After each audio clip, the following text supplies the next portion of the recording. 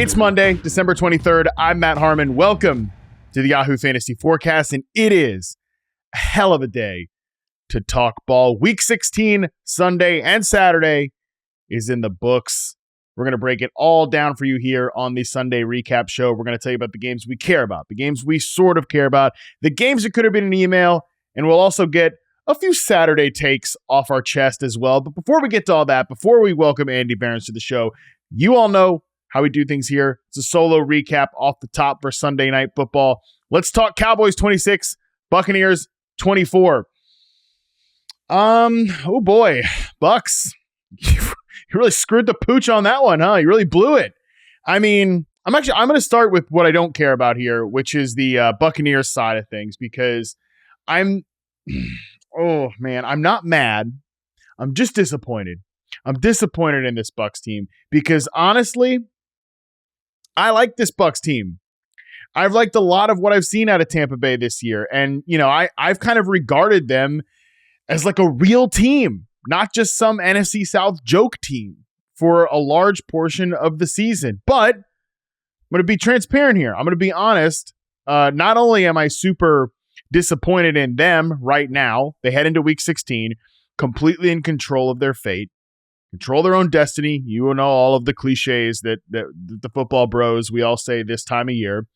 They let that slip. They lose to this Cowboys team that is no longer in contention.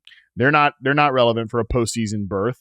But it's a brutal defeat, and it's one that I thought was very self-inflicted. Not only am I disappointed in that, I'm a little bit disappointed in myself here. I'm gonna blame myself on this one because, like I said, for much of the season, I've considered the Bucs like a very real team worthy of a postseason berth.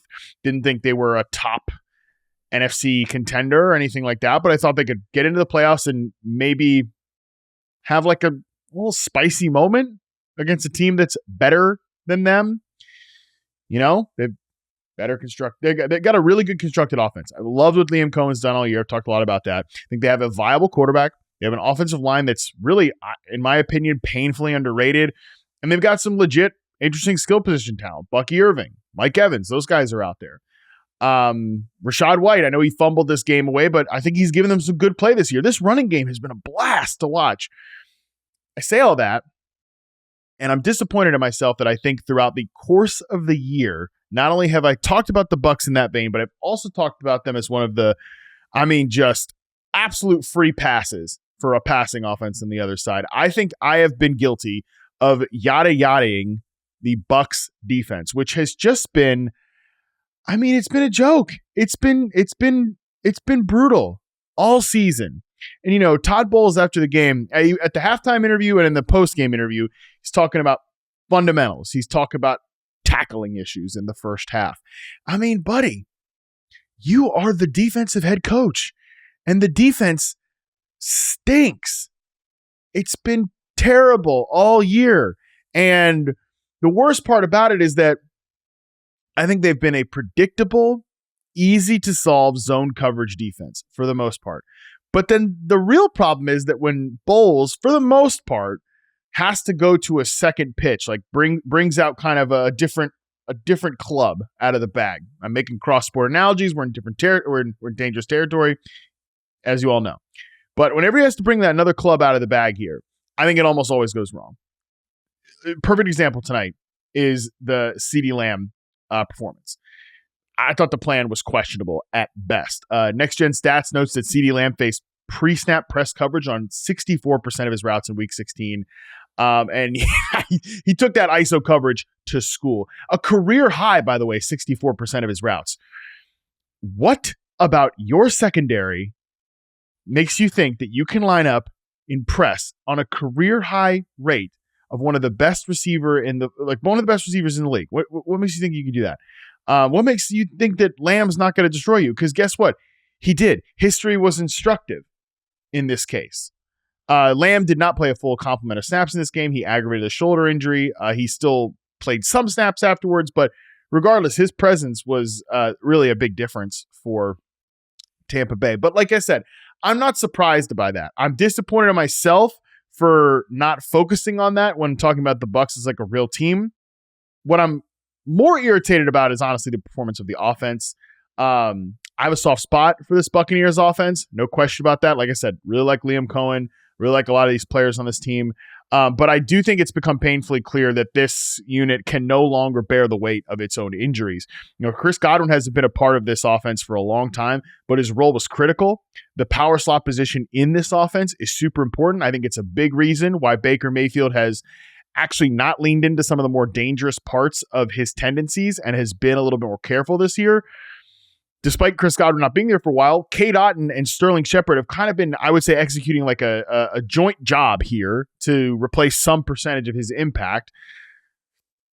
Well, no Cade Otton in this game. He didn't play. Sterling Shepard left in the middle of the game. I just think the guys beyond that, aside from Mike Evans, Bucky Irving, and Rachaad White, even though he did fumble this game away, are just like they're not good enough. Like, period, end of story. Mayfield completed 60% of his passes. He threw an interception, and he took 4 brutal sacks when plays exceeded 2.5 seconds in this game. That's perfect encapsulation of this Bucs offense right now. Guys aren't getting open fast enough. Your only guy that is reliable is your deep threat in Mike Evans.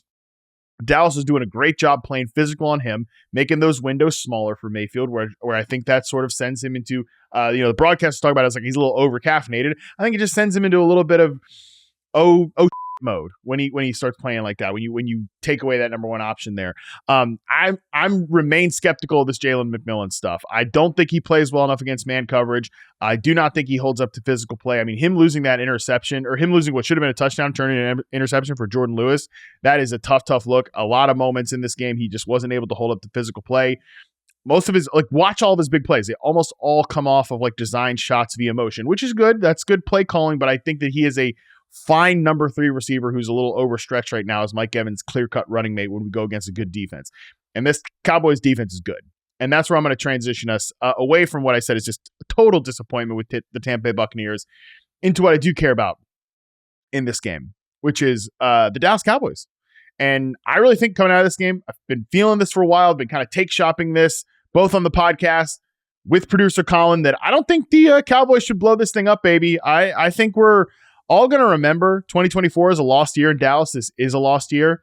But it kind of felt like this was going to happen, right? It felt like they didn't do enough in the offseason to make the roster talent good enough for this team to be a real deal contender. We quickly found out that was the truth. Even when Dak Prescott was playing, this was not a good team. And then injuries to critical players, mostly Dak Prescott and some other guys along the way, exposed that lack of depth and overall talent across the roster. That was pretty much just the end of the Cowboys as like a real contender. However, this final chapter of the season matters a lot, and it should matter a lot as it relates to the decision-making for what's next for Dallas. Like, when I watch this team right now fight to the very bitter end of the line this season, I don't see a team that's quit on the coaching staff. I don't see a group of play callers on both sides of the ball that seem to overmatch schematically. Instead, what I see is a Cowboys team that has every reason in the world to start letting their eyes wander towards off-season vacation plans. Have you guys seen DJ Moore asked this week about Bears wide receiver DJ Moore asked about what is he looking forward to, kind of next season and all this sort of stuff. He said, I'm looking forward to vacation plans. There's a lot of guys doing that around the league right now. Spoiler alert. Not in Dallas, though.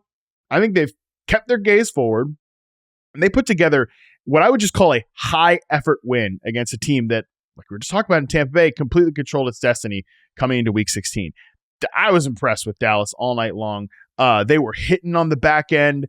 They were just doing so much up front. This is the whole point of Mike Zimmer. This game in particular, I think, was the perfect encapsulation of why Mike Zimmer's I will say I've been very, very skeptical of Zimmer, especially in the first half of the year. But this game in particular, and some of these games in the last 5 where they've won 4, have been a perfect encapsulation of why Zimmer works, man. I mean, this is the whole point.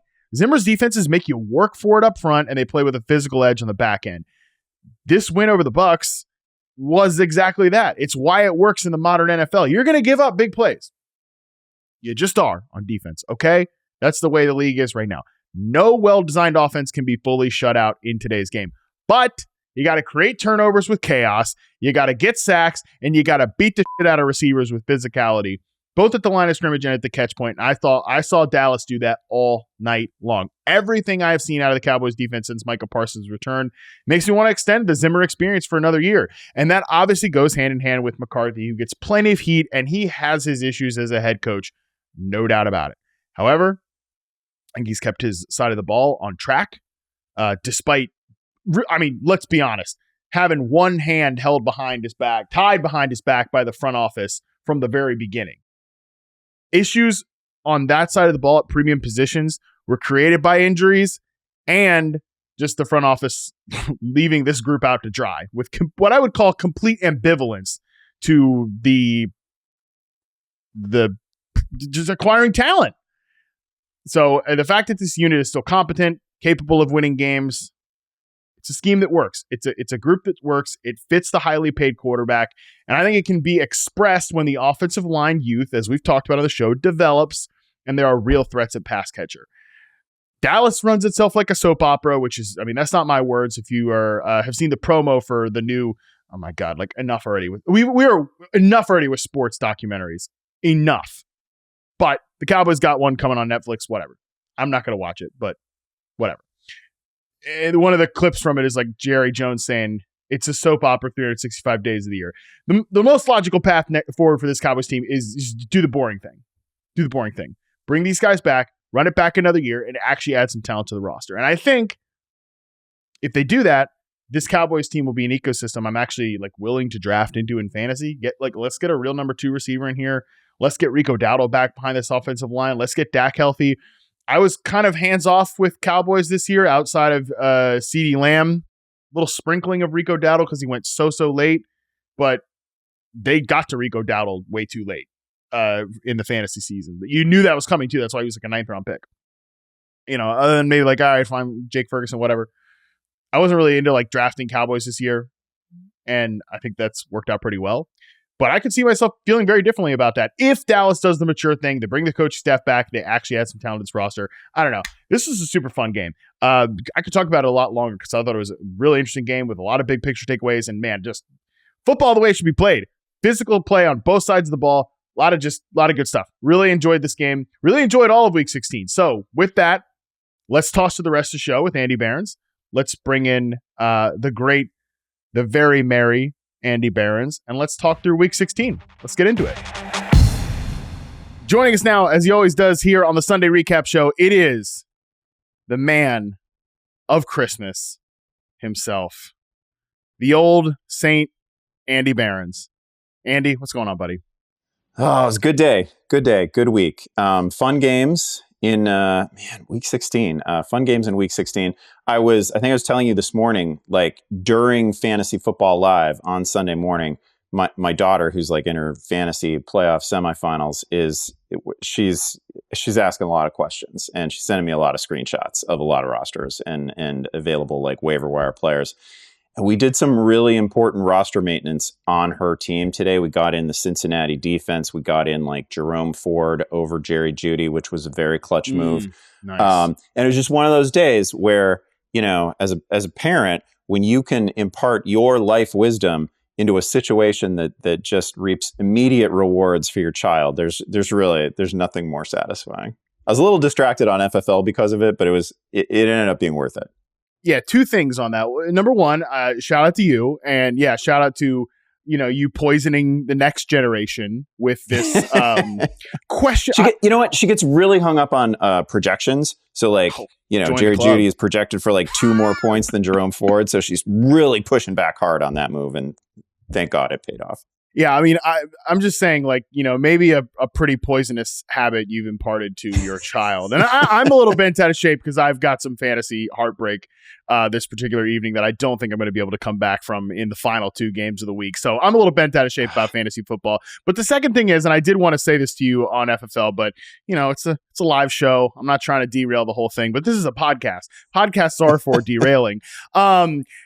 Can I put your daughter under the microscope here for a second? What is she doing texting you 1 hour before Sunday kickoff?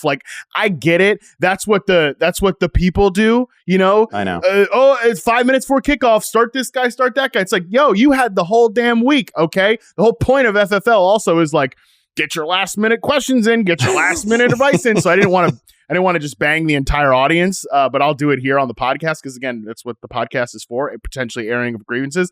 Your daughter's got a week. I'm sure you guys have other conversations. She's hitting you up. You seem like again, reference to the Christmas card, Andy Behrens. You seem like you got a lovely family, got a good dynamic going on. I don't want to pry into the personal business, but you got a week. She's got a week. What's she doing waiting an hour when Dad's ass is in seat for the live show on Sunday morning? I know.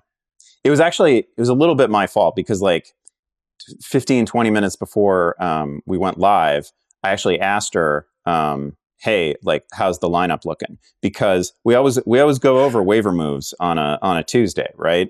So I knew that she'd made some. I was hoping that we had Jerome Ford on the roster, that we had, that some things had fallen into place. And she made most of them, but then she didn't do any maintenance. So it was me prompting her. And then, she gets up after apparently a relatively long night on Saturday, and she gets up pretty late, and she's like, "Oh, I didn't do anything." And then she just started sending me screenshots as the show was live. Okay, so this is my ignorance as a non-parent here. You're just like, no, actually, my child was potentially procrastinating. Potentially not. I'm following. You're trying to help her. You're actually. Never mind. This has gone from a hey, what the hell is going on? Like, why is she behind on this? To actually, no, Andy Behrens is dad of the year here. Thank you. I appreciate that. Yeah, I'm feeling. It wasn't even like a great day for me fantasy wise, but I'm feeling really good that I'm pretty sure I got my daughter to the finals. Well, that's good. Hey, you're just passing the torch. Your reign of terror in the Iron Throne is over. And you're passing it on. Hopefully we don't get any coups or any other things like that going on here, and she can take down her fantasy league this year. That would be trying to drag her into the family business. Yeah. Again, after my fantasy day, maybe I want to impart some advice to her and be like, don't do this.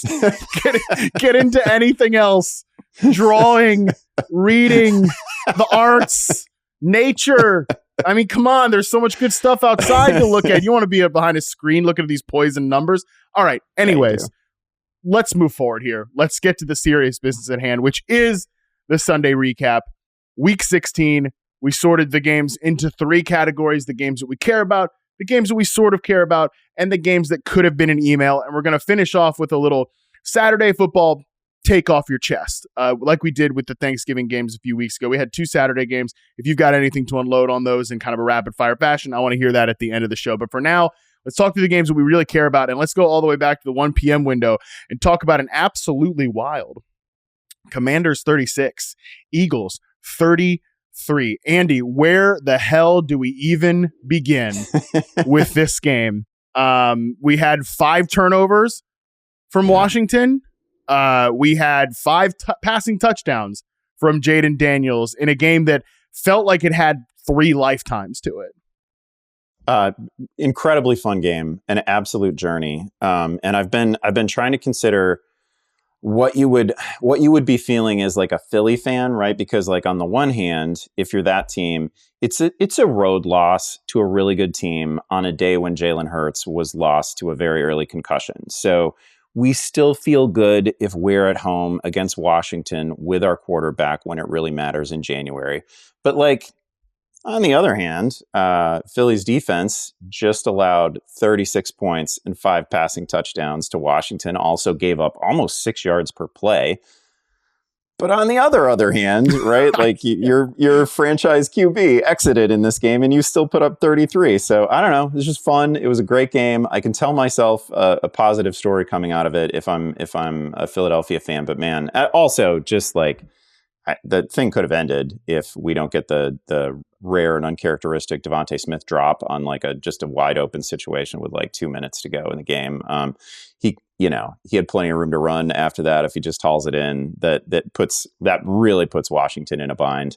But it was dropped and Washington came back. I feel like if offensive rookie of the year was not already a settled matter, I feel like it became settled today. That was, Daniel's performance was terrific.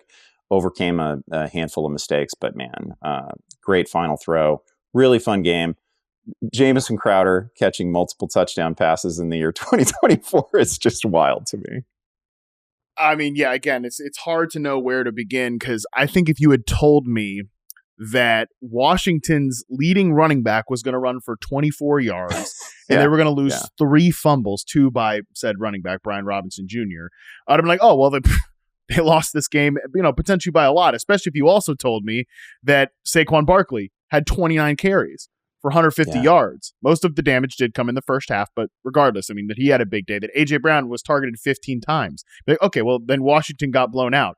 Then again, if you also told me that Jamison Crowder is going to catch 2 touchdowns, that Olamide Zaccheaus is going to catch 2 touchdowns, that Jayden Daniels throws 4 touchdown passes on throws of 10 plus air yards. Like, I don't know, maybe Washington won. Like, what the hell happened to Philly's defense? So there's a lot to parse out here. I like the way that you set this up with, I guess obviously the Jalen Hurts thing is a big deal. And by the way, that was where I knew right away, like, this is not going to be my day, because I have Jalen Hurts in a super flex league, and I was just I already decided to play Baker Mayfield over Justin Herbert. I would have never played Herbert over Hurts, but then you just got to look at like the 23, 25 points that Herbert's on the bench with like 4 from Hurts, because he's 11 passing yards before getting out of there with 41 rushing yards. So that was my early sign that this was not going to be my day. Not that anybody cares, but I care, so I said it on the show anyways. But you lose Jalen Hurts, like, okay, you lose on the road, division rival, whatever. But Andy, I don't know, maybe I'm gross, but I thought Kenny Pickett was, he'd be about what I expected Kenny Pickett to be in this game. Yes, he kept the offense moving. They were still able to really pick at Marshawn Lattimore in particular in one-on-one coverage with A.J. Brown. Even though he has 97 yards and a touchdown on the box score, that doesn't even tell the whole story of the game, because there were multiple like pass interference, defensive holding plays on Lattimore. So I don't even know if we didn't have our quarterback here. Obviously, Jalen Hurts is better than Kenny Pickett, but I still feel like they got enough offensively to win this game. The real question mark is just like, what the hell happened to this Eagles defense? Yeah, we haven't seen this happen to Philly's. Like, Philly's D has had good performances against some really good teams this year. So that was, that's the thing that you feel best about if you're Washington, right? Like, okay, we can get to 30 against probably the best defense in football. That was really impressive. That gives you hope regarding Daniels. It gives you hope regarding the whole offense and the way the postseason is going to go, right? That is a dangerous team that can get a win against anybody. And that was definitely pretty convincing. I think, to your point about Kenny Pickett, he wasn't, he's Kenny Pickett. He wasn't great, but I did appreciate that we were pretty deep into the second half of this game, and literally the only people who had been targeted were Devontae Smith and A.J. Brown. That's like, fantasy wise, it's not necessarily the best idea in reality, right? But you do have 2 great players there. Fantasy wise, that is exactly what we want. Just really, narrow usage. We know exactly where the ball is going to go. The game still ended with I think Kenny Gainwell had a target. I think Saquon Barkley had a target, but that's it. 4 non-quarterbacks touched the ball for the Eagles today. It was A.J. Brown with 8 for 97. Devontae Smith 6 for 51. Kenny Gainwell 1 catch for 6 yards. Barkley got blanked on his 1 target, but he did obviously touch the ball 29 times as a rusher. That's it. Gainwell, Barkley, Brown, Smith. That is crazy concentration. Yeah, I also like this. Every Washington game I watch at some level makes me think if they, Jamison Crowder had a day and Zaccheaus had a day. Like, no disrespect intended to those receivers, but I guess I kind of intend a little bit of disrespect. I still wish they had a receiver opposite Terry McLaurin. McLaurin was great today too, right? It wasn't, necessarily a super high volume game, but man, the touchdown against I think it was actually Mitchell that he cooked in coverage. That was great. He was terrific. Made some good catches. Just, I don't know, felt like every playmaker showed up except maybe Brian Robinson. Yeah, you're right. Not only did he move around the formation, did Terry McLaurin, got some plays from the other side of the field, but they did get that 1 touchdown on Quinyon Mitchell in coverage. Obviously, look, like that was the thing that kind of drove me nuts a little bit about the way the last matchup was framed, is that if you actually really watch that game, there are plenty of times where McLaurin was open. I think they just kind of said, hey, this is his spot. That's the tougher matchup. Let's try to pick elsewhere. And to be honest, that I think the one thing that really impressed me in this game, and especially juxtaposed to the previous game, is that Washington, I thought, got dominated on the line of scrimmage in both phases last game. This one, I think they gave Daniels just enough time to push some passes downfield. And really, it was on him from a creation standpoint too. Whereas, again, last time I think they just got completely dominated run and pass game. He's probably also healthier now too. That's a whole part of it. But they used some of those other guys in different spots to take advantage of matchups as well. So really, just I think a pretty cool game from Washington overall. That a lot of mistakes, but their ceiling was expressed in a variety of ways too. Yeah, generally a very cool game. I was also I was really happy with Greg Olson on this game because he really nailed like clock management, situational decisions on the final drive. Oh, absolutely. I mean, Greg Olson's just he's great. He's really good. Yeah. Final note just on Jayden Daniels here. I do think that this should probably wrap up Offensive Rookie of the Year for him. You know, Bo Nix made a push at different times.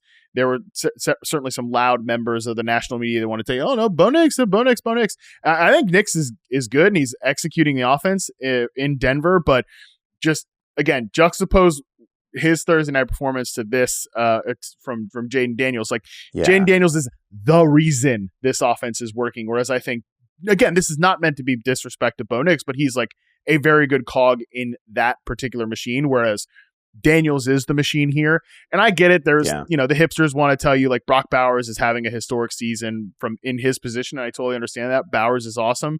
It's just like, oh, great. Well, he plays for the Raiders. And again, Jayden Daniels is the reason this Washington team just took down one of the better teams in their conference, has a shot to win the division, and is certainly looking like they could make a playoff push here. So pretty exciting times if you're listen, I know it's exciting times if you're a Washington fan. That guy, Jayden Daniels, is definitely a franchise changer. Yeah, for sure. That I feel like that award is over as well. And, I was a little bit surprised to see some graphics thrown out there on social, as if it were a two-man race still involving Knicks. And again, I've really enjoyed this Knicks season. And I think actually from September to now, the development of Bo Nix has really been startling. Like it's been great. But Jayden Daniels, the Rookie of the Year.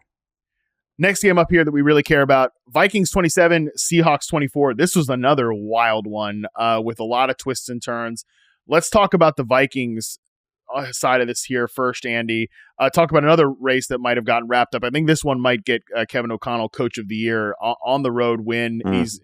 He's got 13 plus wins in two seasons of his 3 with the Minnesota Vikings. So he is certainly one of the best coaches in the league right now. This was also a pretty highly concentrated game from their offense. And any whining about Justin Jefferson, like, where are the spike weeks? Well, he's had 2 of them in the last 3 weeks with another 2 touchdown performance in this game. Yeah. Jefferson, tremendous. Sam Darnold, really tough game. He got hit a few times. He took some punishment. He was great. 3 touchdowns, no picks in this one. He was excellent. Aaron Jones, pretty good. It seemed like everything was working. Jordan Addison, a touchdown. Everybody got home. And then the defense, sort of classically the 2024 Minnesota Vikings, when they need a turnover, when they need decisive, game tilting plays defensively, they were able to get it. They get an interception late on probably a little bit more DK Metcalf's fault than Geno Smith. Geno was really hot about the throw, but they get a late interception that basically settles the game. Really impressive road win for them. And this is now 2 NFC North teams in a row that have gone into Seattle and gotten wins. One of them not very competitive, the Packers a week ago, and now Minnesota. So that's a tough scene for Seattle. Yeah, this Seattle game was so perfectly the 2024 Seahawks because number one, Kenneth Walker returns, and Zach Charbonnet, I don't really know we got to follow up more on this, but pretty bizarre. Like I mentioned this on FFL this morning, that NFL Network reported that he was made a team captain. He was declared the starting running back. Well, reminder that both of those things are completely worthless because I don't even think he had a carry. I don't think he touched the ball in the first half of this game. Like Kenny McIntosh was getting snaps ahead of him. I know he was on the injury report this week. Maybe he was worse off than maybe we imagined, but Kenneth Walker came back, and all the good that kind of I thought we were seeing out of the Seahawks run game the last few weeks just kind of evaporated, went back to being kind of an uninspiring run game. And then in the pass game, we got the volatile DK Metcalf game. We got Geno Smith under just a ton of pressure. He was blitzed on 37% of his dropbacks, which I mean, damn, Vikings, you didn't even need to do that, okay? Like, you didn't even need to do that to Geno Smith to get a bunch of pressure on him, but they did. He only was sacked twice, which I thought was a minor miracle watching this game. But still, he also had a couple of throws that he probably wants back, even if DK Metcalf was at fault for that final interception. So this was very fitting of, and by the way, just a ton of pre-snap procedural penalties by the Seahawks offensive line as well. That unit has haunted them all year long. I'm glad you called that out. I had that in my notes. 11 penalties for 77 yards was, in a tight game like that. It was just like, it killed so many plays. It killed so many opportunities. Like that's just too much against a really good team. You can't possibly do it. You're right to say also that it was pretty typical of Geno's season, pretty typical game in the Seahawks season for good and bad.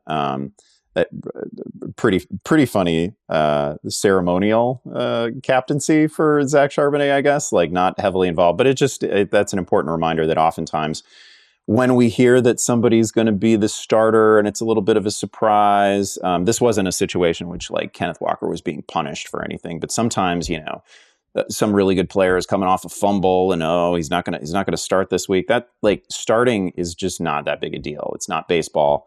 You can come in and out of the game. It's fine. It's not a huge deal at all. So hate to think of anybody out there that actually started Charbonnet on the news that he was going to be a captain in this one. I was again, every game you're impressed by Jaxon Smith-Njigba. He had like the drive on which he scored his touchdown.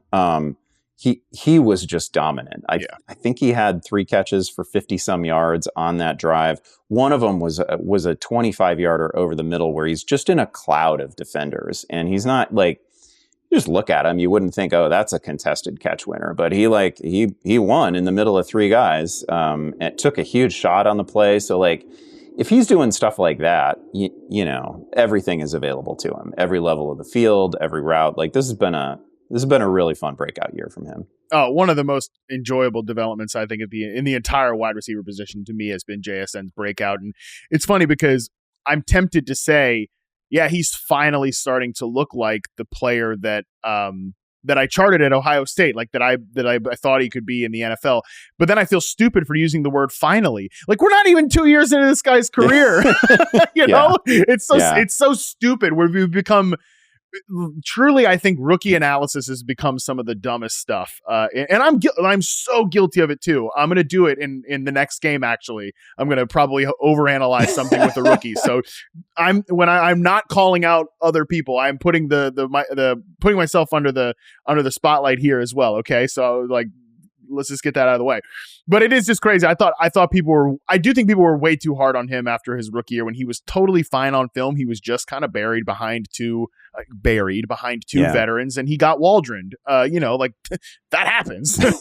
we're watching it happen to a dude that plays for your team too, by the way. So I just thought he was fine as a rookie. I thought he was fine to start this year, but now he's playing like a guy that I can't wait to put on the JSN film now. And I probably wouldn't have said that, 2-3 months ago or whatever. So yeah, it's one of the most enjoyable developments at the wide receiver position. And I would also say too, Jordan Addison is definitely, I know he doesn't have the big yardage total in here, but I thought his touchdown was a really interesting, well-designed play.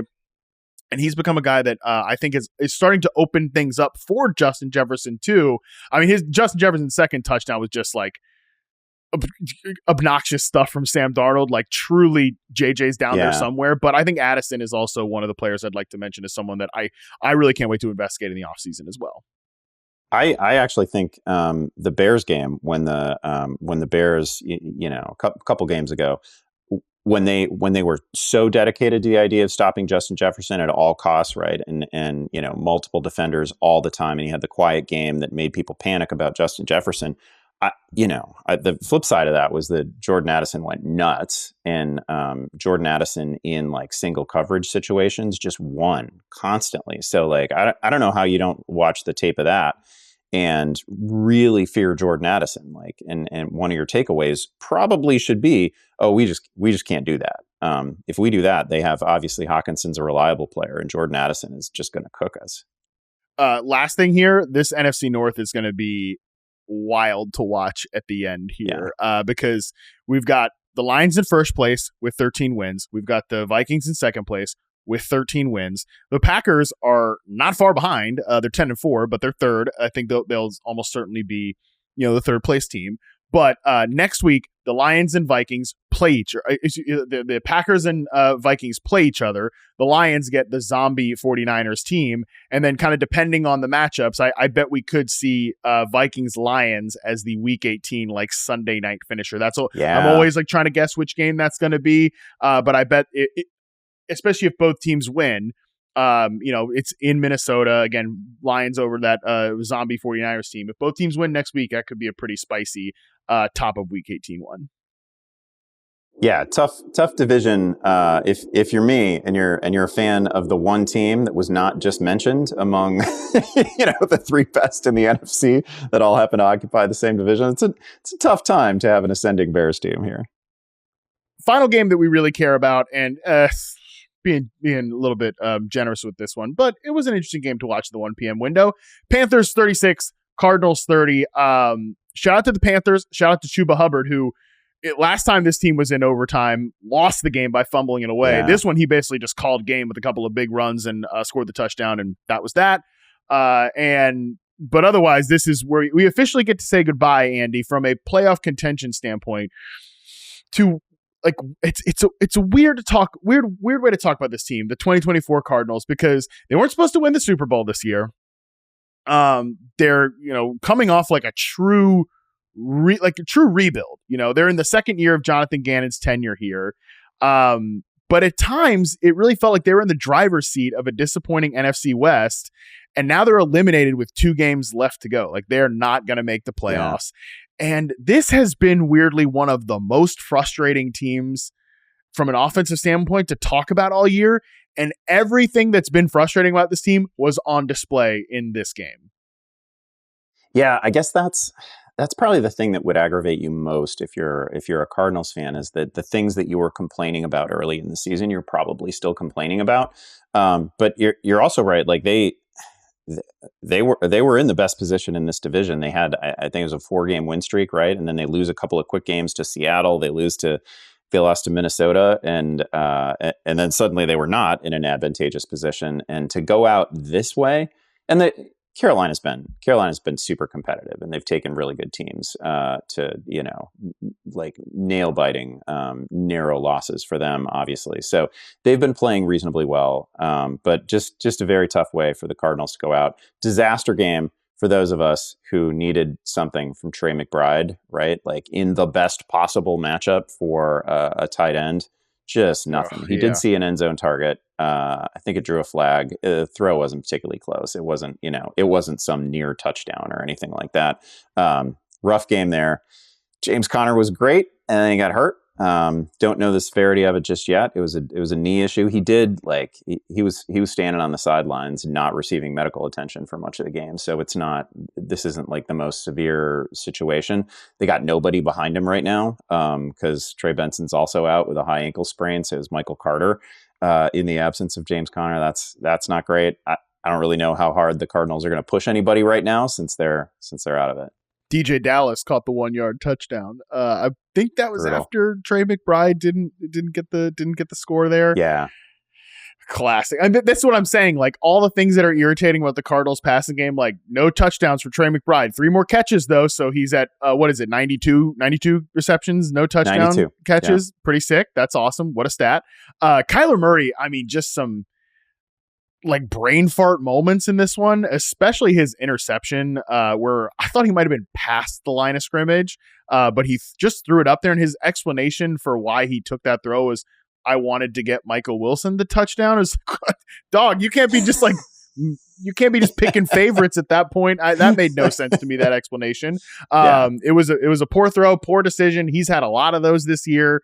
And then, Marvin Harrison Jr. just like, this is what I'm saying about, I'm going to overanalyze a rookie receiver, but man, the 50-50 ball stuff is like 2080 in terms of him catching it right now. It's really bad. It's a huge problem. I mentioned on the show, I thought it might have been a minor negative note in his scouting report. It's been the biggest issue that he's faced as a pro player.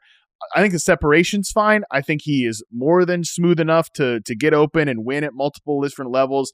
But it's just like some of these not even like incredibly difficult contested catch plays that you just expect like a starting receiver to make. He's just losing those. There were multiple of those late in this game when they're trying to, get a win. So just again, everything that's been frustrating about this team was frustrating in this game. And Andy, like, I don't know, obviously their season's over. Like you said, I don't know how much they're going to push some of these guys. I think they'll probably want to try to get some wins here and stack, momentum going into next year, if that means anything. But I do wonder if I don't want to overreact because this Cardinals team they're not supposed to be a Super Bowl contender this year. They have 7 wins. Like they might even finish with a winning record or just below 500. Like that's not that bad considering where they came from. But I do wonder if there's going to be some changes on the offensive side of the ball, just because it's been it would seem if they ran it back next year, it'd be a little bit of a definition of insanity thing here. Yeah, that's fair to say. To your point on Harrison, he had an end zone target that I think he just didn't track it well, right? Like I want to like the way if you only look at the final second of the play or so, you'd say, oh man, that was a misfire by Kyler. But I don't think it was. I think it was a situation where Harrison just tracked the ball really poorly, and it was it be both? Had a couple of steps. So it can be. It can certainly be both. Another ugly game from him. Disappointing, but I also want to like on the positive side of this game, and you led with it. Chuba Hubbard was great, and the touchdown in overtime, he runs through a couple of arm tackles to score. Like he was fantastic. He also just like what a good football player. The Bryce Young rushing score, the 23-yard rushing score, that thing begins with Chuba Hubbard picking up a blitzer and flipping him into the air. And then Hubbard ends up on the ground. And then he pops up and then he runs 10, 15 yards downfield and delivers the key block that allows it to be a walk-in touchdown for Bryce Young. Just like, that was all him. That was all Hubbard. It was 100% Hubbard and very little Bryce Young. And then there's a lot of buzz around Bryce. Bryce Young was fine. He scored. Cool. But that play was all Hubbard. He was so good today. Bosses, listening to this show, you're about to love this pitch. But next season, Andy, for the recap show, we should have a segment called, like, every week we give, and maybe this could be an award we give out, but like, this guy should have got fantasy points for this. We'll workshop this, okay? Because that's a beyond title. That's a terrible title. Nobody is sponsoring that segment. But like some sort of segment like this guy should have got fantasy points for this, and we highlight plays like that because Hubbard should have got fantasy points for that. And I had no dog in this fight. The only Chuba Hubbard team I have is a dynasty team that got eliminated last week. Okay, so he should have got some damn fantasy points for that because you're right, that was a big time play. Speaking of fantasy points, Bryce has almost 30 fantasy points in this game, mostly because of the rushing. I thought the stat from Next Gen was interesting. Bryce Young completed 12 of 18 passes under 2.5 seconds for 113 yards and both of his touchdowns. And then obviously when he held the ball longer, he mostly took off and ran, which I think has been a really plus part of his game. But at the same time, every time he's running around back there, and I feel like there's not that many guys open down the field. Man, this passing game is going to look pretty fun if they get one ace receiver on the outside. Yeah, no, absolutely true. There's a couple teams you can point to around the league, and the Patriots are one of them. The Panthers are another. Where like, man, if one of the right guys lands there, the quarterback gets interesting in a hurry. The whole offense gets interesting. All right, we're going to take our first break. When we come back, we'll talk through the games that we sort of care about right after this. Introducing Daily Draw, the latest free-to-play game from Yahoo Sports. Daily Draw gives you a pack of 6 prediction cards every day based on the day's biggest sporting event. Download or update the Yahoo Sports app on the Apple App Store or Google Play and join the action with Daily Draw today. All right, we're back. Andy, we've got Dolphins 29, 49ers 17. I would say the funniest part of this game is that the Niners are eliminated. Deebo Samuel's fantasy managers are almost certainly eliminated after the month of play he's given you recently. And man, this was probably the first game where I would say, oh, that was some Deebo Samuel type stuff. That was the thing that made me laugh the most from this game. Yeah, I don't want to be too harsh with him because he always plays through some stuff. He had like pneumonia early in the year, right? Like the season has been a journey for Deebo Samuel. But yeah, it is. I mean, it's a classic case of somebody who just does absolutely nothing and became a consolation bracket hero, I guess, in week 16. I don't really know what your mindset would be if you're the Niners and you learn basically just while you're trotting out onto the field for this game that you are eliminated from playoff contention, and anything that you've convinced yourself of earlier that day is now out the window. It's over. That would have been a tough situation for them. Kittle, still great game. I believe that we have reached the end of the usable Niners running backs. I hadn't thought that Patrick Taylor looked particularly good this year, and I think we kind of got confirmation of that in this one. Deebo Samuel in the backfield is a little bit better idea, I think, than Patrick Taylor. That was tough day for Purdy through a second half pick it was a bad ball that he was getting crushed as he threw it. So tough scene for the Niners overall.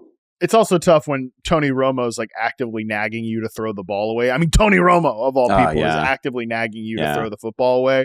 And that happened several times with Brock Purdy in this one. Yeah, I was going to point out the same thing with Patrick Taylor, that eventually you can't just throw anybody out there, okay? Like pretty much everybody else that's played for the Niners in the backfield this year has given us something. Patrick Taylor, 8 for 24 as a rusher, and really there wasn't a lot of lanes there, and I don't think he has a lot of juice. So that was, I mean, Garendo at least is interesting, and man, the Garendo what could have been for Harmon fantasy teams is just, it's going to go down. It's going to go down in the record books for sure. But yeah, the Niners are a zombie team. We'll see. It definitely felt a little bit like the end of something, as like George Kittle is making big catches and Deebo Samuel is making big catches. And I think the Niners are going to have to ask themselves a lot of difficult questions in the coming months. On the other side of this thing here, Andy, I wouldn't say that I came away from this game being like, all right, Dolphins, good stuff. But Devon Achane did at least rip off some big runs, especially the 50-yarder, which probably put the dagger in some people's matchups and pushed some people forward to the next round in their fantasy football playoff chase. But hey, we haven't seen a lot of big runs out of this Dolphins run game lately, so that was something to see. Yeah, he was impressive. I continue to be impressed and pleased by Achane in the slot. Right, he had a 20-yard catch out of the slot. That's really fun. And I know we talked about it earlier in the year, but like my whole career in fantasy, we've been buzzing in the preseason about some tiny running back who's going to be used as a slot receiver, and it's Dree Archer and it's Duke Johnson, and there's this whole list of guys. And like, it's just fun to finally have somebody, and it works, and he's running real routes. And it's been one of the keys to his season, because I feel like ideally Achane would be paired with a back of more significant, girth, mass, who can handle some of the between the tackles work. I think he needs a compliment, but he was great today. Who wasn't great today was Tyreek Hill. He had a couple balls hit him in the end zone that he did not catch. I know he finished with a touchdown, and I know like Hill also playing through injuries, so credit to him. But 3 catches on 7 targets, and he had a couple balls like hit him in the hands in the end zone. Yeah, weird season for Tyreek Hill. Weird game for Tyreek Hill, and I wonder if like the Dolphins will ask themselves some difficult questions about their wide receiver room, if they what they feel like they need to do, because they certainly need to do something. They've been running basically the same playbook out for the course of the last few seasons, and they got some interesting wrinkles here this year where it's like, the like post route from the slot for Devon Achane was sick. I've been saying all year that Jonnu Smith plays are really, really cool. The problem is that those were supposed to be like the compliments, and now they've become the main things because the Tyreek Hill stuff is not there. I mean, I love Malik Washington, and I'm thrilled that Malik Washington is playing real deal snaps, but he's a day 3 rookie. Jalen Waddle's banged up again. It's just like, I wonder what they're going to consider with this wide receiver room, and if there's going to be something there. Probably not. I would guess they run the same thing back next year, because McDaniel's probably going to feel a little heat to keep his job, but that's at least something that's on my radar, whether we're going to get some like Tyreek Hill rumors in the offseason. Sticking in the NFC West here, Rams 19, Jets 9. Aaron Rodgers' little streak of top 5 quarterback play that I've been yapping about right on cue comes to an end here. He is not top 5 in EPA per dropback on the week. He is 18th among quarterbacks with some games here still to go as the time we are taping this. I thought this could turn into a really fun back and forth fantasy environment. Not so. Not so in this game. Yeah, the Jets just really didn't do their part after an early touchdown. Like Rodgers looking frisky early Adams touchdown. They kept that thing rolling, and it all kind of ground to a halt. I mean, the Rams are a good team. The Rams win this thing. The Rams win this thing by 10. It moves their point differential on the season to -18. They lead that division with a negative point differential. Obviously, they played just a ton of close games, bunch of close wins that you don't think they're in position for, and then they win it. This wasn't one of those. Like this was sloppy, but relatively comfortable. Kyron Williams with a great game. Kyron Williams with a kind of a somewhat quiet, because he's not putting up like a sequence of multi-touchdown games, but this is a really strong end to the season for Kyron. I'm really curious, like what I think I'd have to like actually go back and watch the film, not really just like keep an eye on this game from a Sunday perspective, but I'm curious what happened with the Rams offense in this game, from a pass game perspective, particularly because I think it was easy, Andy, to write off what happened last week because of the weather, and just some of that stuff with the Niners Thursday night game. But it's an outside game in New Jersey in December, so it's not like perfect weather conditions, but it wasn't like a slop fest here or anything like that. According to Next Gen Stats, Stafford targeted receivers behind the line of scrimmage on 10 of his 19 pass attempts. That's kind of interesting as to why they're not pushing the ball down the field at all. Maybe they thought they wouldn't have any time, but Quinnen Williams didn't play in this game for the New York Jets. It's not like the Jets defense has been all that intimidating anyway. So I think it's at least worth keeping an eye on these Rams, as they likely are going to win the NFC West. They have an 82% chance to make the playoffs right now, according to NFL.com. The other teams, we talked about them. The Cardinals are out. The Seahawks, I don't really think are a playoff team at this point. So they're probably going to make the playoffs, but if they're going to make a run, I think we need to see something more from the offense here down the stretch of the season. No, it's a really good point. This was another quiet day from Cooper Kupp, a relatively quiet day from Puka Nacua. A lot of, plenty of targets, not a lot of yardage, nothing really downfield. Stafford finishes with 110 passing yards through an ugly pick. Honestly,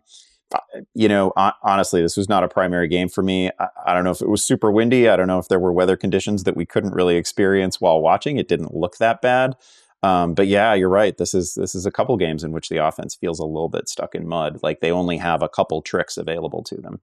Pretty sick touchdown catch for Tyler Higbee, who returns in this game off of a long injury layoff. So that's at least something for them to add to the mix here offensively. But we'll learn more about the Rams, I think, in the next 2 weeks, as opposed to what we've gotten in the previous 2 weeks. Because, if we continue to see this like sub 20-point offense, I think that would be a little problematic, considering I think this defense can get picked apart by some better offenses. And final note just here on the Jets, I'm sure we'll talk about them again in week 17 and do like a full post-mortem of them. But it's just so funny that really the Devontae Adams trade is now finally kind of reaping the benefits that they would have imagined. And hey, I mean, it's way too late for any of that. But let's stay in the AFC East and go to the next game here, which Bills 24, Patriots 21. There were a couple of moments, Andy, where it's like, oh boy, are the Patriots going to pull off something here in Buffalo? The talent gap eventually widened and the Bills put this one away. But Drake May and this Patriots team was a little frisky to begin with. Yeah, absolutely. Filthy throw by Drake May on the early touchdown to Booty. That was an incredible play. That was one of the best throws that I've seen. I don't know, maybe this year. It was awesome. That guy throws a really pretty deep ball. Sick. Like when it all works, it's absolutely gorgeous. What else with this game? Like I don't know. I thought May was really impressive. He was a little bit more proactive as a runner. The game basically turned on that fourth quarter backward pass that Stevenson whiffed on. Rough day for Stevenson, and it was fine in fantasy. Scored a touchdown, but had a killer fumble, and then not catching the backward pass that leads to a defensive TD and doesn't end the game, but comes pretty close to ending the game. Right, the Patriots still had a little bit of fight left in him. That was a really ugly moment for him. So it was another game where, and I think we feel a little bit the same way about the Panthers. I feel even more this way with Drake May, like get this man a great receiver. And I don't like, is it T Higgins? I don't care who it is. Get this man a great receiver, and let's just see what the next 3 or 4 years look like, because I find him to be very impressive. It's not perfect. He misses a bunch of throws. He actually on the final drive, final touchdown, he got landed on awkwardly and was really limping around off the field after the game. So we'll see how I assume he's going to be fine. It didn't seem that bad, but took some hits. Not everything is perfect, but man, when his best plays are just absolutely gorgeous. Oh, I'm so excited about Drake May. And yeah, you said get him a receiver, get him a guy, get him a few guys. Okay. I don't need to see anything from this passing game that we're watching this year, like run back next season. It's funny. I don't really know that I have like a strong take on Alex Van Pelt as the play caller, play designer of this offense, but he's come under fire from a lot of the fans. I think this whole coaching staff seems like it's under fire from a lot of the fans, which I'm not totally sure I buy, but hey, they're watching the team much more closely than I am. I get they're obviously Gerard Mayo, Alex Van Pelt. They're kind of replacing a legend there in Bill Belichick. So high bar to clear, even if Bill's last 2 seasons were not very good. But like the owners are in the box kind of saying, Jonathan Kraft might be saying like the play calling sucks or whatever. I don't really know what you want him to do with like these receivers. Get him a couple guys that could win in this scheme, and I think things would look a lot different. Because I'm with you, Drake May. The highs are just very, very, very enticing. Yeah, I don't like you get really emotional if you're like a fan of the local team. Whatever, the Patriots have set a very high standard, but man, when you just look at this collection of offensive talent, they're where did you think they should be? Right? Like it's not, there's no unit here that just screams, oh man, we're a contending team. I mean, the offensive line doesn't, the receiving corps surely doesn't. You got a rookie quarterback. Like there's the backfield has been pretty ordinary. Stevenson's been a disappointment this year. I don't know, in years past I thought he was fine, but he's had some really ugly moments this year, and few uglier than the ones that I thought he delivered today. Like where do you think this offense ought to be? The other point that I want to make on this game before we get away from it is that it was a great example of why you can't assume in fantasy, this is a purely fantasy thing, you can't assume that in advance what the game is going to look like, what the game flow is going to be. So like we took some questions this week, took one, I think on Fantasy Football Live on Sunday morning. And I took some on social throughout the week about Ray Davis, people getting like, Ray Davis is a really good player, but the thought process was, oh, Buffalo's going to go up big. And then it's going to be the Ray Davis show in the second half. And like, we're always wrong about stuff like that. Where, you might get a game prediction right, but then to take that to the next level and say, and here's what it's going to look like at the individual level for a specific backup, is crazy. And we get it wrong all the time. So hopefully you avoided the Ray Davis trap. Yeah, that's a great call out. You're jumping like two sharks when you do that, because one, you're assuming the way the game flow is going to go, and then you're just assuming like, oh, they'll be smashing this team so much that they're just going to play their backups, which, by the way, every week I feel like people are complaining about the fact like, why are the starters still in this game when some team is getting blown out? So yeah, you're really jumping a few sharks when you do that. I will just give a shout out to James Cook, who I've just been so impressed with this season. I know he's a every week fantasy starter. I'm not saying anything revelatory here, but he probably leads the league in plays where you just think like, okay, this is going to be a regular run, and he absolutely houses it. And some of that is the offensive line too. It's a beautifully designed run scheme. I think Joe Brady should be like, whenever I hear people talk about like, who should take the Bears job, I'm like, the Bears might want to think about calling Joe Brady. Like we'll talk about the Bears here in a second. I know that you and everybody else probably wants Ben Johnson for the job, but if you lose out on Ben Johnson, like I think Joe Brady's a really good replacement, because I just think this offense is so well designed. The run game is really cool. And James Cook is weirdly like, they have this power man gap run scheme, and tiny James Cook is like the guy maximizing it. That's pretty sick. Yeah, no, he was great. It's been a tremendous season. It gets lost a little bit in the year that Josh Allen has had to this point, but Cook has been absolute money. Yeah, I don't want to like step into MVP discourse, because that's not a place I'm trying to be in. Let's talk at the end of the season when they vote on the damn thing.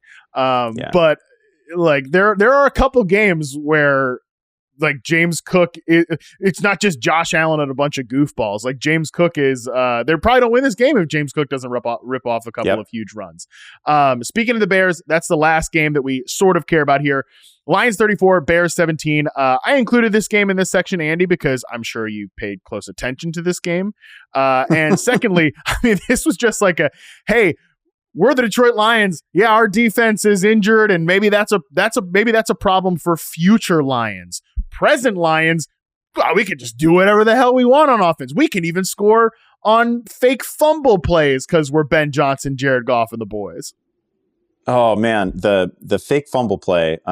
First of all, my last recollection of such a play was actually in a horrible Iowa loss that I don't need to speak of. So like, just a like fun collegiate play. But like, if Ben Johnson is burning that play in, you already lead by multiple scores against the Bears, and you're wasting that play, like a super fun play call. What does he have in the bag for January football? Like that was amazing. Was that a little job interview, like a little pre-interview treat? Like, hey, yeah, Chicago. This is a coach, kind of the coach and team kind of circling around each other. A few comments throughout the week. At least the Bears didn't completely shame themselves in front of Ben Johnson. I was a little bit worried about that today. So it was this game was just experiencing like a normal loss as a Bears fan at this point is kind of sweet relief. I felt okay about that. It wasn't, this isn't like some loss that I hadn't seen before. This was just an inferior team losing to a superior opponent. Goff was great. We were only a couple minutes into the second half and Jared Goff was already over 300 yards. They were just absolutely carving up the Bears through the air. They got whatever they wanted on the ground. Jahmyr Gibbs was outrageous. Again, the little slip and fall, fake fumble touchdown was honestly really fun. The Bears didn't, like, if you're just seeing this game and just watching this team in terms of, how does Caleb look? Where are we at in his development? It was pretty encouraging. I thought Caleb was really good. He connected on some throws that he has, that he's missed a few times this year. Hit Keenan Allen in stride downfield on a touchdown. Keenan Allen, by the way, was great today. Like this has been a really up and down season for Keenan Allen, and he's had some games full of drops and missed opportunities that are just not characteristic of him. But his hands were so good today. He was absolutely great. Filthy day from him. Goes way over 100 yards. Touchdown. Phenomenal catches. The Bears, kind of like, they're not exactly in the situation that Seattle is, but they kind of like that when we were talking about the number of penalties that the Seahawks had, the Bears had 10 penalties. That's been one of the stories of the Bears seasons is just drive killing penalties that put them in third and forever, and they're just not equipped to get out of third and forever, right? So 10 penalties is just too many for that team. One stat I wanted to share from Eric Edholm on Caleb Williams. This is kind of a wild multi-paragraph thing. Caleb Williams has now lost 9 starts in which he threw 0 interceptions, which is now the most such losses in a single season since QB starts were first tracked in 1950. That's just kind of wild to me. And I know I've talked about this before. I would be okay if Caleb were putting the ball at risk a little bit more and given some of his dudes greater chances to make plays. Putting, more 50-50 balls would be fine with me, given the nature of this season at this point. But it is also kind of impressive at a certain point that one of the big criticisms of him has been, it's one of the things that he's gotten right this year. Did you hear actually on the broadcast, they talked about that with they talked to Caleb during the week and he said oh yeah, what do you not do as a quarterback? And he said, first thing is don't throw an interception, and second thing is don't throw an interception. I thought about you when they shared that. I can't remember who was on the call for this game, but there's a lot of stuff going on a Sunday. But I thought about you right away when they shared that little anecdote, because I'm so with you that I think that is part of why he has had a hesitation to pull the trigger at times. And I love the way you framed this, as if Ben Johnson and the Chicago Bears, they aren't quite dancing with each other, but they're sort of swaying and maybe making weird eye contact across the dance floor at each other. Hey, You like this little fumbly trick play? How about the fact that Jared Goff has 243 yards on play action in this game, the most by any quarterback? Ooh, wouldn't you like some play action for your quarterback, Chicago Bears? Meanwhile, the Bears are like, what about these Rome Odunze vertical routes from the slot? You Ben Johnson, that's something for you. What about DJ Moore? How about the fact that he's making some little plays in the open field? Caleb Williams pushing the ball downfield to Keenan Allen. By the way, I like that you highlighted Keenan Allen. The defender that bought that double move just got him wide open for a 45-yard touchdown. I'm like, that's the stuff that makes me a little nervous about the Lions in the postseason, because that was like the most double move of all time. And Keenan Allen got himself a 45 yards and touchdown. But there was some stuff that I think if you are Ben Johnson, you'd be interested in this Bears offense. But I think Ben Johnson, whoever the next coach is for the Bears, has got to say, like, hey, Caleb, you throw a pick on because you're trying to push it over the middle of the field on a deep dig. That's okay, buddy. We're going to get him on the next one. We're going to get him on the next one because we're actually good now. Yeah, and we, like, in fairness to Caleb, we did see, a couple of back shoulders today where the ball is definitely at risk, and guys made plays. Yeah, because you've got really freaking good receivers. Like, DJ Moore is great, and Keenan Allen was on fire today, and Rome Odunze is really fun. And there have just been, especially first half of the season, there have just been too many throws that I think Caleb is a pretty accurate. I don't know. You can look back on his collegiate career; it's full of crazy accurate throws. I mean, I don't think accuracy is a long-term issue for him, but he is to a fault trying to put the ball out of harm's way. And if you miss by a little on some of those, then you're really sailing throws beyond receivers, and it just looks awful. All right, let's take our final break. When we come back, we will talk through the games that we could have been an email right after this. All right, we are back. Let's talk through the games that could have been an email, and we'll keep these ones short and sweet, man, because these are some big time email games this week. Starting with Bengals 24, Browns 26. Andy, the DTR era got off to the start that we probably thought it would for the Cleveland Browns, and the Bengals are still the Bengals. Yeah, man. This is going to be a situation that we can pick on whenever DTR is a quarterback. I believe now he has 1 touchdown pass and 9 interceptions on his career. Just kind of a little chaos agent of a player, but not in the fun way that Jameis Winston is. Like, you're just not going to sustain drives this way. You're not going to put up big point totals. Couple of picks, 5 sacks in this one. And again, like, Cincinnati's not even a particularly good defense, but they were a pretty obvious fantasy start this week just because of the situation that you knew they were going to get into. Credit to Jerome Ford for, he had a really long run on, I believe, Cleveland's opening drive, right? That accounted for a lot of his yardage, but that's just who he is. It's a lot of small plays and 1 or 2 big plays. And if you don't get those big plays, then the fantasy line is really terrible, but that's just going to be his nature. But he puts up a decent fantasy line. I don't think you can mess with any receivers in Cleveland when DTR is at quarterback. It was funny. The game kind of swung early on that opening drive. Came down to a Deontay Foreman for a second. It was going to be a 1-yard touchdown, right? And it got reversed on replay to a fumble. And then Cincinnati just goes on a 99-yard drive of their own, that ends it with a touchdown, and that was kind of the ball game. Yeah, it's funny. A talented but boom bust runner like Jerome Ford is kind of exactly what this offense does not need right now. But I think it's really the only type of runner that could survive from a fantasy perspective in this offense. And from a Bengals standpoint, you got a lot of what you needed in this game from a fantasy standpoint, and also the fact that some of the losses that took place this week, keeping these guys in the mix for a small playoff. There are people out there like, let's get the Bengals in the playoffs over this team or whatever. I'm like, I do not need to see this Bengals team in the playoffs because that defense is bad, and I don't need to see one of these quarterbacks tear up the Bengals defense. No thanks. But I do need to continue to see them putting fantasy points in the box here for the rest of the way. So as long as they can be in the mix, that's all we're looking for from this team. Yeah, that is very well put. We just needed them active through week 17, and we have that. So we're all good. One other AFC team that is still got some slim playoff chances here are the Colts.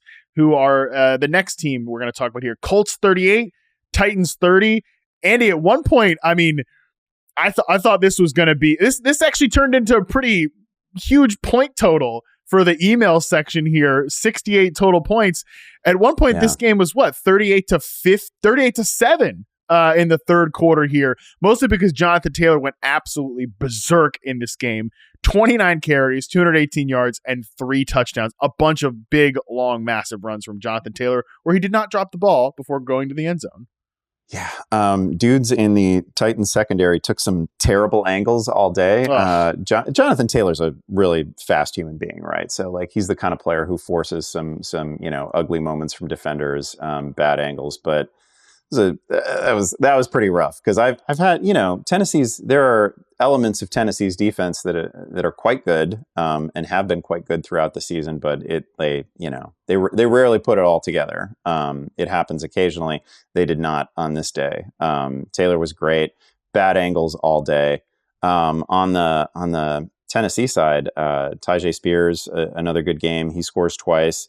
Outsnapped and outtouched Tony Pollard, who's obviously playing through some injuries, so that was pretty notable. Also, I want to mention Chiga Okonkwo, who he's doing the thing that Jared Cook used to do, who started his career in Tennessee, which is Jared Cook would always end the season with like 3 big games, and it would earn him a bunch of sleeper hype going into the next year, and then he fell into this weird cycle of like binge in December, sleeper, then he's a bust, and then he binges again, and he was like a sleeper for 5 consecutive years or something like that. I feel like we might be getting into that territory for Okonkwo because he's got double-digit targets in 2 straight games, and was about as good as anybody was going to be in Tennessee's passing game. Yeah. After his rookie year, I just thought there's no way this guy, I don't know if he's a future superstar or anything like that, but there's no way this guy just won't be like a useful NFL player, Chiga Okonkwo. Yeah. And then he was anything but useful last year. And for long stretches of this season, he was just been completely absent from the proceedings. So that's a good shout out there. I like calling him this generation's James Cook. That's perfect. On the quarterback stuff. Yeah. Oh, please. Not James, Jared. James Cook. Jeez, God. Yeah. Jared Cook. Yeah. We're not giving him James Cook status. He wishes he was James Cook, buddy. So that's a good call out there. On the quarterback side of it, 11 passes for Anthony Richardson in this game. 11 passes. 11 passes. 11 passes. Not completions, yeah. 7-11. He was 7 completions on 11 attempts. Beautiful stuff there.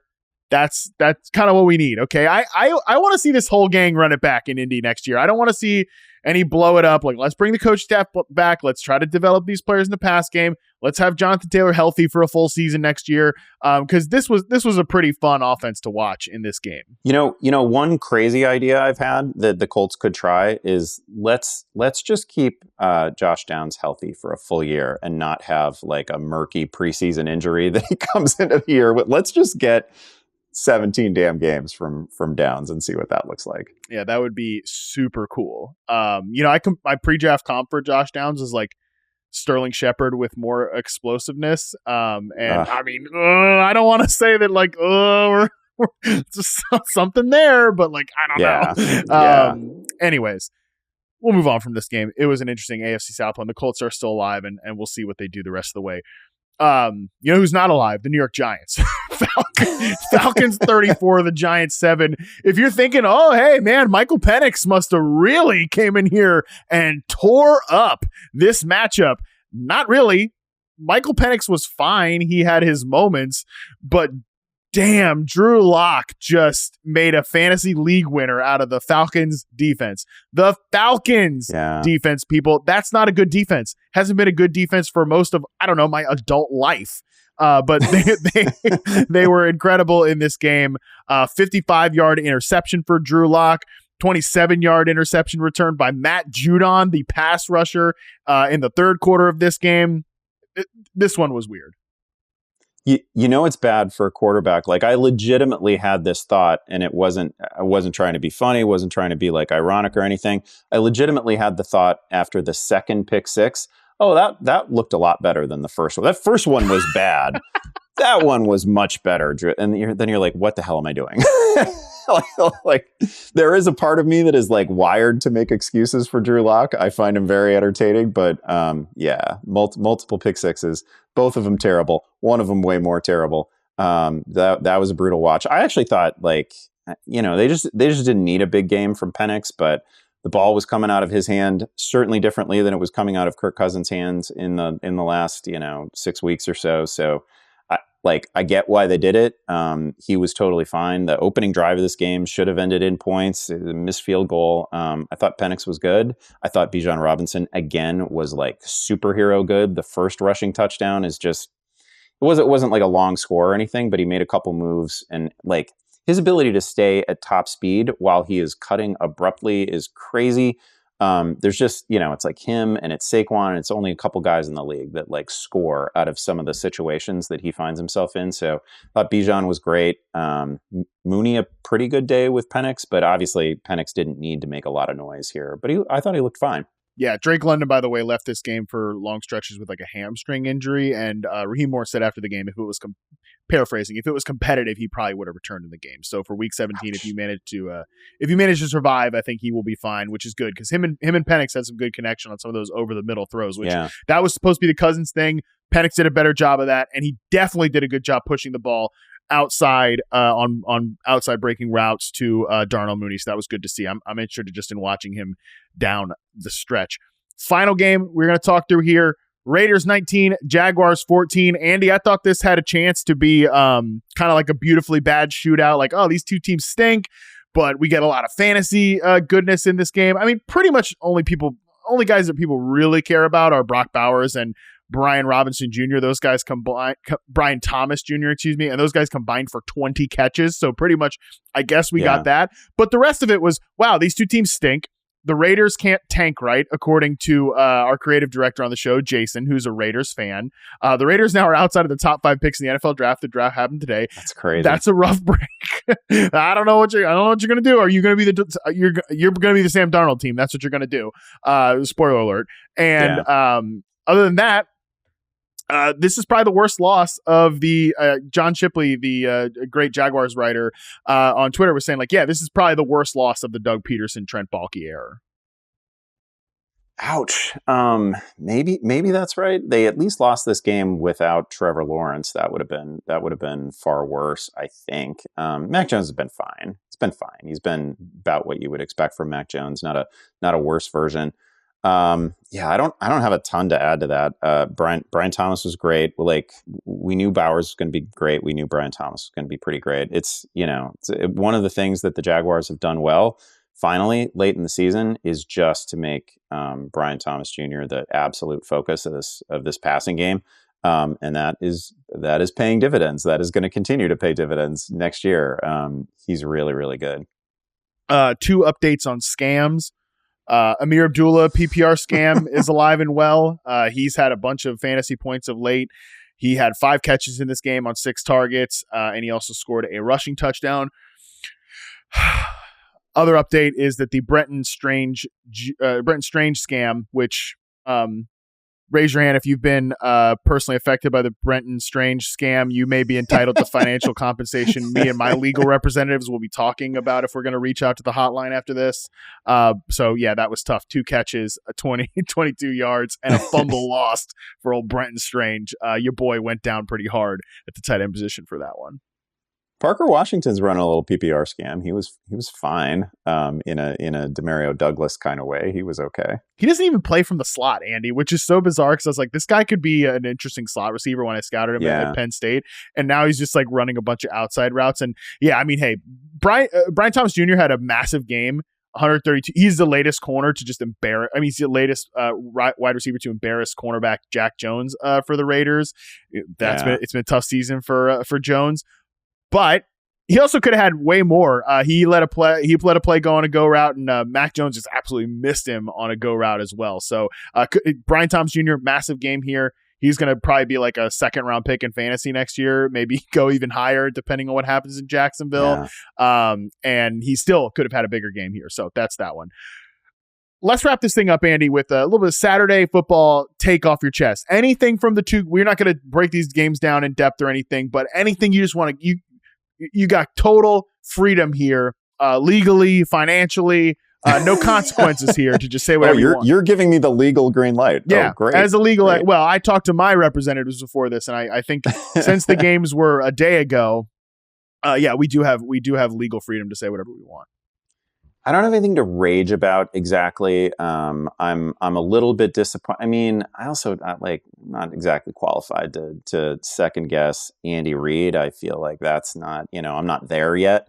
But it's a little disappointing to see Isaiah Pacheco kind of mired in this committee and Kareem Hunt surging ahead of him still.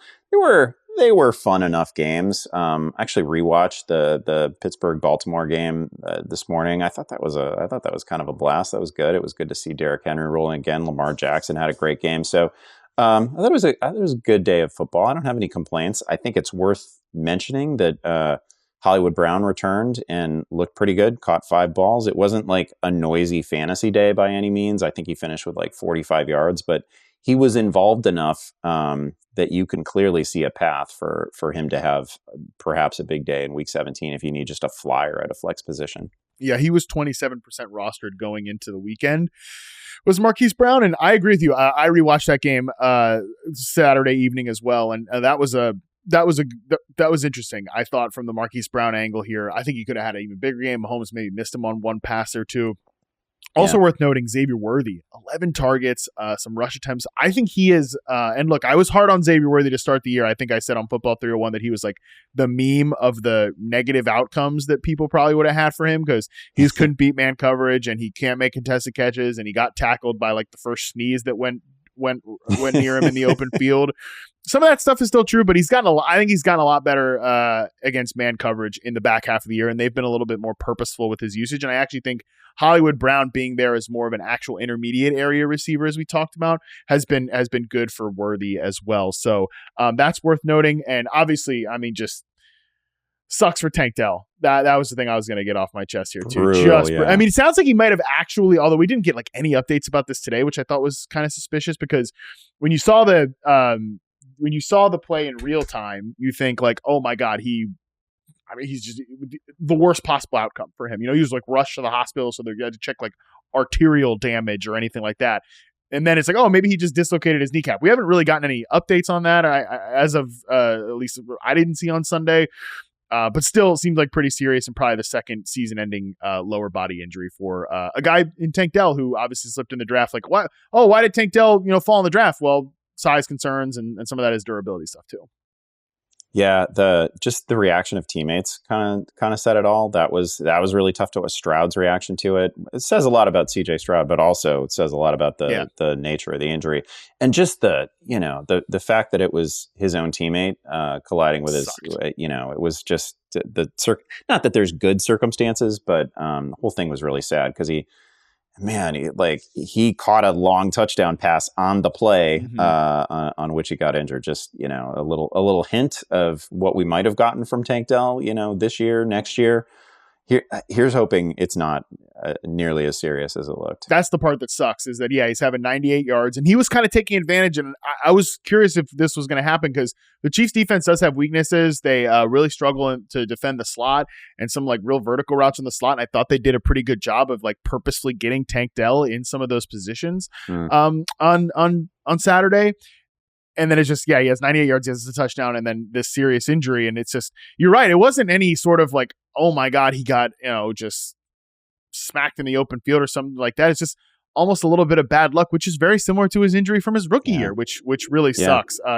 He just got ran up on. It wasn't like, I always push back people like, how could they have him blocking on the goal line? I say, because he plays wide receiver. Like he's got to block every now and again. You can't just have him out there to run deep outs from the slot or something like that. It's like he plays real deal wide receiver. Yeah, it sucked. Joe Mixon was emotional afterwards to the media. CJ Stroud said like, that's my best friend. Really sucks for Tank Dell. Hopefully he can come back strong next year. Otherwise, in that Pittsburgh-Baltimore game, it's funny. Number one, Pittsburgh, they need George Pickens back in the worst way. They're not a serious team. They don't have Pickens out there. And it's funny, Baltimore's offense is great. Lamar, he threw four touchdowns in this game. 3 touchdowns in this game. And I still feel like every game I come away from Baltimore's offense thinking like there's some meat left on the bone for this team. Like that's how good and talented that offense is. Yeah. Yeah, Henry over 160 yards.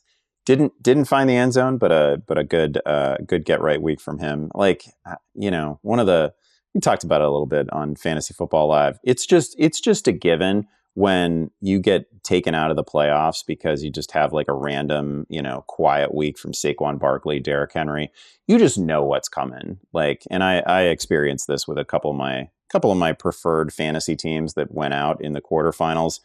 Just put up 200 plus point totals. Of course that was going to happen this week. Of course your lineup that is dead goes off. There's just no team performs as well as your recently eliminated playoff squad.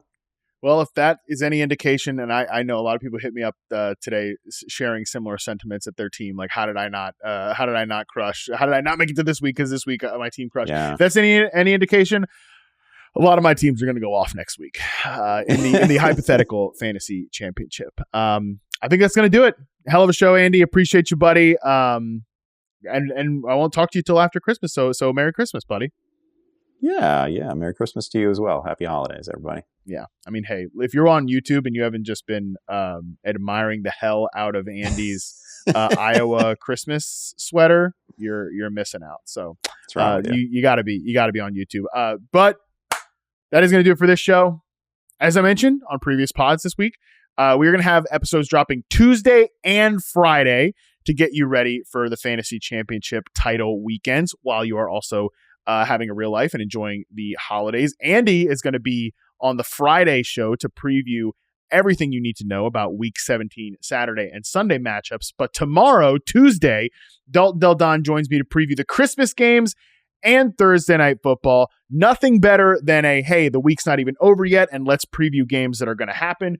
Love when we get to do that. Who even knows what the hell Dalton and I are going to say tomorrow, but I'm sure it's going to be something. Well, Dalton's going to say some great stuff, and I'm going to try to keep myself on the rails, so definitely tune in to listen to all that. But until then, we are out.